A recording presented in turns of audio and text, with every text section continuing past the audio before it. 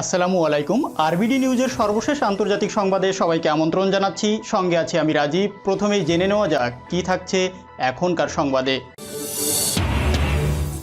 Uyghur মুসলিমদের গ্রেপ্তারে প্রযুক্তির ভান্ডার ব্যবহার চীনের। ভারতের ভয়াবহ সার্জিক্যাল স্ট্রাইকের আশঙ্কা থেকে পাকিস্তানে সতর্কতা জারি। নরেন্দ্র মোদীর প্রস্তাব ফিরিয়ে কৃষকদের ভয়ঙ্কর আল্টিমেটাম। কারাবাখ বিজয়কে গৌরবময় বলে প্রশংসা এরদোয়ানের। এবং সর্বশেষ থাকছে ফ্রান্সে ইসলাম বিদ্বেষী নতুন আইন পাশ। এতক্ষণ প্রধান অংশগুলো শুনলেন, এখন বিস্তারিত। তবে তার আগে রিকোয়েস্ট থাকবে ভিডিওটিতে একটি লাইক দিয়ে সাথেই থাকুন। উইঘুর মুসলিমদের গ্রেপ্তারের প্রযুক্তির ভান্ডার ব্যবহার চীনের। জিনজিয়াং প্রদেশে জাতিগত মুসলিমদের নির্বিচারে গ্রেপ্তার করতে বিশাল প্রযুক্তির ভান্ডার ব্যবহার করেছে চীন। পবিত্র কুরআন শরীফ পাঠ, পর্দা করা বা হজ করতে যাওয়ার কারণে সেখানে বন্দী হয়েছে অনেকেই। এই তথ্য জানিয়েছে আন্তর্জাতিক মানবাধিকার সংস্থা হিউম্যান রাইটস ওয়াচ বা HRW। মানবাধিকার সংস্থাটি জানিয়েছে তারা জিনজিয়াংয়ের আকসু অঞ্চলে 2000-এরও বেশি বন্দীর ফাঁস হওয়া একটি তালিকা বিশ্লেষণ করে তুর্কি মুসলিম নিপীড়নের ভয়াবহ চিত্র খুঁজে পেয়েছে। খবর আল জাজিরার। ইন্টিগ্রেটেড জয়েন্ট অপারেশন প্ল্যাটফর্ম বা IJOP নামে পরিচালিত চীনের ওই অভিযানে কারো পারিবারিক সম্পর্ক, যোগাযোগ, ভ্রমণ বা চীনা কর্তৃপক্ষ সন্দেহজনক মনে করে এমন কারো সাথে সম্পর্কিত হওয়ার কারণে মুসলিমদের বন্দী করা হয়েছে। উদাহরণ হিসাবে HRW বলছে, মিস টি নামে জনৈক নারী বন্দী হয়েছিলেন কারণ স্পর্শকাতর দেশের সাথে তার যোগাযোগ রয়েছে বলে মনে করছিল IJPOP। তালিকায় মিস টি সম্পর্কে বলা হয়েছে 2017 সালে মার্চে একটি বিদেশি ফোন নাম্বার থেকে 4 বার কল পেয়েছিলেন তিনি। হিউম্যান রাইটস ওয়াচ কল করে দেখেছে সেটি মিস টি এর বোনের নম্বর। সংস্থাটি জানিয়েছে মিস টি এর বোন বলেছেন, আকসু তালিকায় মিস টি এর নাম যখন যোগ করা দেখাচ্ছে সেই সময়ে দিকে তাকে জিজ্ঞাসাবাদ করেছিল জিনজিয়াং পুলিশ। সেই থেকে মিস টি এর সাথে আর সরাসরি যোগাযোগ নেই বলে জানিয়েছে তার বোন। তবে তিনি শুনেছেন মিস টি নাকি একটি কারখানায় কাজ করছেন আর প্রতি সপ্তাহে মাত্র একদিন তাকে বাড়িতে যেতে দেওয়া হয়। মিস টি বোনের বিশ্বাস তার বোনকে ইচ্ছার বিরুদ্ধে জোরপূর্বক কারখানাটিতে কাজ করানো হচ্ছে, কারণ বন্দী হওয়ার আগে সম্পূর্ণ অন্য পেশার জন্য প্রশিক্ষণ নিয়েছিলেন মিস টি। দ্বিতীয় উদাহরণ হিসাবে হিউম্যান রাইটস ওয়াচ জানিয়েছে 1980-এর দশকের মাঝামাঝি এক ব্যক্তিকে পবিত্র কুরআন শরীফ পাঠ করার কারণে বন্দী করা হয়েছিল। 2000 সালের শুরুর দিকে তিনি আবারও আটক হন। এবার অভিযোগ ছিল ওই ব্যক্তি স্ত্রীকে পর্দা করার অনুমতি দিয়েছেন। মানবাধিকার সংস্থাটির তথ্যমতে আকসু তালিকায় প্রায় 10% অর্থাৎ 200 জনেরও বেশি বন্দীর বিরুদ্ধে সন্ত্রাস বা উগ্রবাদের অভিযোগ আনা হয়েছে। তবে তাদের অপরাধের বিষয়ে কোনো যুক্তিসঙ্গত তথ্য প্রমাণ দেখায়নি চীনা কর্তৃপক্ষ। HRW এর চীনা বিষয়ক সিনিয়র গবেষক মায়া ওয়াং বলেন, জিনজিয়াংয়ে তুর্কি মুসলিমদের ওপর চীনের নৃশংস নিপীড়ন প্রযুক্তির মাধ্যমে কিভাবে গতিশীল করা হচ্ছে আকসু তালিকা দেখে তা আরও সূক্ষ্মভাবে বোঝা যায়। তিনি বলেন, তালিকায় থাকা ব্যক্তিদের পরিবারের প্রশ্নের জবাব দিতে হবে চীনকে, কেন তাদেরকে আটক করা হয়েছিল এবং তারা এখন কোথায়। জাতিসংঘের ধারণা, জিনজিয়াংয়ে পশ্চিম অঞ্চলীয় বন্দী শিবিরগুলোতে 10 লাখেরও বেশি তুর্কি মুসলিম আটক রয়েছেন। এদের মধ্যে বেশিরভাগই উইঘুর সম্প্রদায়ের।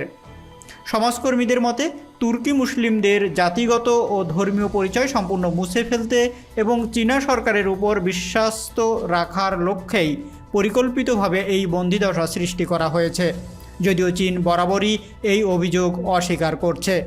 তাদের দাবি, বন্দী শিবির নয়, ধর্মীয় উগ্রবাদ দমনের উদ্দেশ্যেই সংকটাপন্ন প্রদেশগুলোতে কিছু কারিগরি প্রশিক্ষণ কেন্দ্র খোলা হয়েছে মাত্র। ভারতের সার্জিক্যাল স্ট্রাইকের আশঙ্কা থেকে পাকিস্তানে ভয়াবহ সতর্কতা জারি। পাকিস্তানে আবারও সার্জিক্যাল স্ট্রাইকের আশঙ্কা, এজন্য সে দেশের সেনাবাহিনীতে বিশেষভাবে সতর্কতা জারি করা হয়েছে। পাকিস্তানের সংবাদ মাধ্যমের দাবি, ভারতে কৃষক বিক্ষোভ থেকে জনগণের নজর ঘুরিয়ে দিতে নরেন্দ্র মোদী প্রশাসন পাকিস্তানকে আক্রমণ চালাতে পারে। যে কোনো সময় সার্জিক্যাল স্ট্রাইক কিংবা নিয়ন্ত্রণ রেখা পেরিয়ে ভারতীয় সেনার আক্রমণের শঙ্কা রয়েছে। খবর আনন্দবাজার পত্রিকার। এই আশঙ্কায় পাকিস্তান সেনাবাহিনীকে বিশেষভাবে সতর্ক করে দেওয়া হয়েছে বলে পাকিস্তানের কয়েকটি সংবাদ মাধ্যমে দাবি করা হয়েছে। তবে পাকিস্তানের সেনাবাহিনী কিংবা সরকারি কেউই এই ব্যাপারে মুখ না খুললেও সেনাবাহিনী সূত্রকে উদ্ধৃত করে এই খবর প্রকাশ করা হয়েছে। জিও নিউজের একটি খবরে বলা হয়েছে, ভিতর ও বাইরের চাপের মধ্যে পড়ে ভারত সরকার এই আক্রমণের পরিকল্পনা করছে। ডোকলাম ও লাদাখের ফলাফলের পর এখন পরিস্থিতি থেকে নজর ঘোরাতেই ফের সীমান্তে শান্তি নষ্ট করতে চাইছে নয়াদিল্লি। সূত্রকে উদ্ধৃত করে আরও বলা হয়েছে, নিয়ন্ত্রণ রেখায় হামলা করার পরিকল্পনা করছে ভারত, হতে পারে সার্জিক্যাল স্ট্রাইক। ভারতে এই মুহূর্তে কৃষকদের বিক্ষোভ চলছে, তা থেকে নজর ঘোরানোর চেষ্টা করছে নরেন্দ্র মোদী প্রশাসন। জিও নিউজ বলছে, 2016 সালে কোনো প্রমাণ ছাড়াই নিয়ন্ত্রণ রেখা পেরিয়ে সার্জিক্যাল স্ট্রাইক করার দাবি করেছিল ভারত। 2019 সালে পাকিস্তানের বিরুদ্ধে এমনই পদক্ষেপ চেয়েছিল নয়াদিল্লি, কিন্তু তা ব্যর্থ হয়। নরেন্দ্র মোদীর প্রস্তাব ফিরিয়ে কৃষকদের ভয়ঙ্কর আল্টিমেটাম। ভারতে কৃষকদের তুমুল বিক্ষোভের মুখে কেন্দ্রীয় সরকার বিতর্কিত কৃষি আইন সংশোধনের যে প্রস্তাব দিয়েছিল তা ফিরিয়ে দিয়েছেন আন্দোলনকারীরা। একই সঙ্গে তারা আরও জানিয়ে দিয়েছেন, সংশোধন নয়, নতুন এই কৃষি আইন প্রত্যাহার করতে হবে সরকারকে, নয়তো আরও বৃহত্তর আন্দোলন গড়ে তোলা হবে। বুধবার আন্দোলনরত কৃষক সংগঠনগুলোর কাছে একটি খসড়া প্রস্তাব পাঠায় কেন্দ্র সরকার। সেখানে বলা হয়, নতুন কৃষি আইন নিয়ে সব রকম ব্যাখ্যা দিতে প্রস্তুত সরকার। শুধু তাই নয়, কৃষকদের কথা ভেবে আইন সংশোধন করতেও সম্মত তারা। কিন্তু এই প্রস্তাব সরাসরি ফিরিয়ে দেন কৃষকেরা।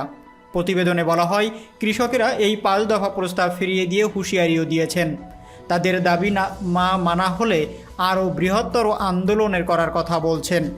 আগামী 14 ডিসেম্বরের মধ্যে দেশজুড়ে আন্দোলনে নামার কথাও জানিয়েছে কৃষক সংগঠনগুলো। ভারতীয় সংবাদ মাধ্যমগুলো জানায়, কৃষকদের ক্ষোভ মেটাতে 5 দফা প্রস্তাব রেখেছে ভারতের কেন্দ্রীয় কৃষিমন্ত্রী নরেন্দ্র সিং তোমার।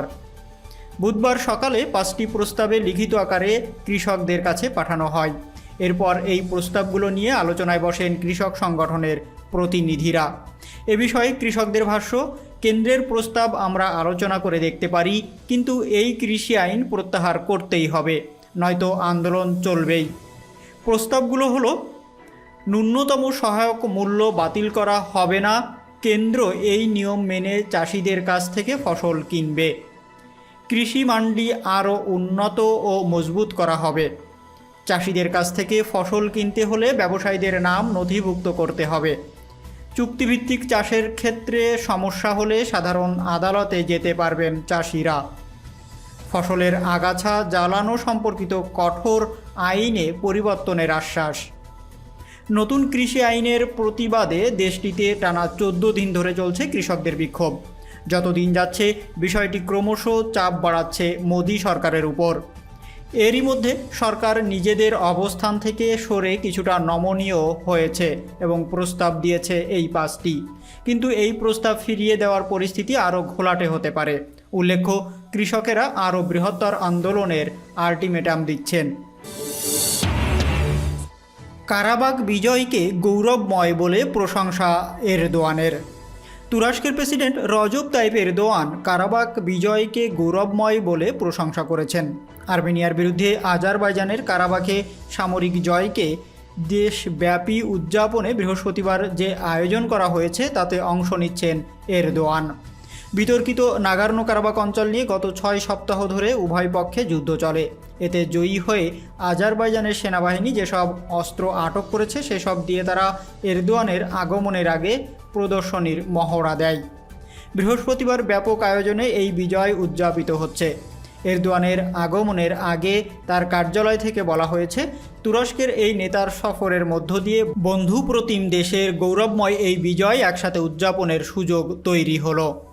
আজারবাইজানের সফরকালে এরদোয়ান সামরিক কুচকাওয়াজও প্রদর্শনীতে নেতৃত্ব দেবেন এবং দেশটির প্রেসিডেন্ট ইলহাম আলিয়েভের সাথে বৈঠক করবেন।